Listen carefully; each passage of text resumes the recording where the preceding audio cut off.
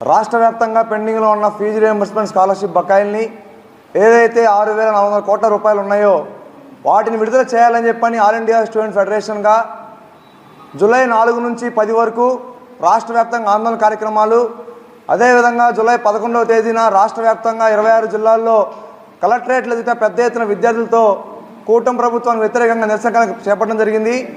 ప్రధానంగా ఈ రాష్ట్ర విద్యాశాఖ మంత్రి నారా లోకేష్ గారు తాను యువగలం పాదయాత్రలో అనేక హామీలు ఇచ్చి విద్యార్థులకి వారి తల్లిదండ్రులతో ఓట్లు వేయించుకొని అధికారంలోకి వచ్చిన తర్వాత విద్యార్థుల్ని పూర్తిగా మోసం చేస్తూ ఉన్నారు.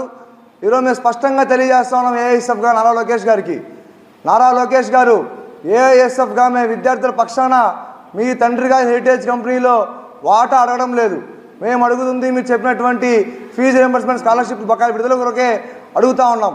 అదేవిధంగా మేము అధికారంలోకి వచ్చిన వెంటనే 100 రోజుల్లో జీవో నెంబర్ 77 రద్దు చేస్తాం. రాష్ట్ర వ్యాప్తంగా ప్రైవేట్ పీజీ కళాశాలల్లో, ఎయిడెడ్ పీజీ కళాశాలల్లో సీట్లు పొంది చదివే విద్యార్థులకి రియంబర్స్మెంట్ స్కాలర్షిప్ ఇచ్చే పూచి ఈ నారా లోకేష్ అని చెప్పారు. అధికారంలోకి వచ్చారు కానీ మోసం చేస్తూ ఉన్నారు. రాష్ట్రంలో జీవో నెంబర్ 107, 108 రద్దు చేస్తాం. పూర్తిగా 17 మెడికల్ కళాశాలని ప్రైవేటీకరణ చేయము, ప్రభుత్వ రంగ సంస్థ కొనసాగిస్తామని చెప్పారు. కానీ అధికారంలోకి వచ్చిన తర్వాత నిర్మాణం ఉన్నటువంటి మెడికల్ కళాశాల భవనాల నిర్మాణం ఆపేస్తూ ఉన్నారు. పూర్తిగా పులివెందుల్లో మెడికల్ కళాశాల ప్రారంభం అయ్యే సందర్భంలో కూడా విద్యార్థులను మోసం చేస్తూ ఉన్నారు.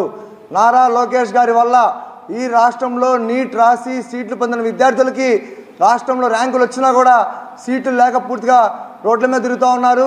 దాదాపు ఈ సంవత్సరం 750 మంది విద్యార్థులు ఎంబీబీఎస్ దూరమయ్యే పరిస్థితి.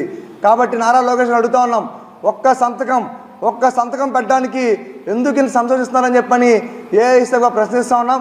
కాబట్టి ఒక వారం రోజుల్లో ఏఐఎస్ఎఫ్గా చలో విజయవాడ కూడా పిలుపునివ్వబోతూ ఉన్నాం. పెద్ద ఎత్తున ఏఐఎస్ఎఫ్ ఉద్యమాన్ని ఈ కూటమి ప్రభుత్వం చవి చూడడానికి సిద్ధంగా ఉన్నామని చెప్పని హెచ్చరిస్తూ ఉన్నాం.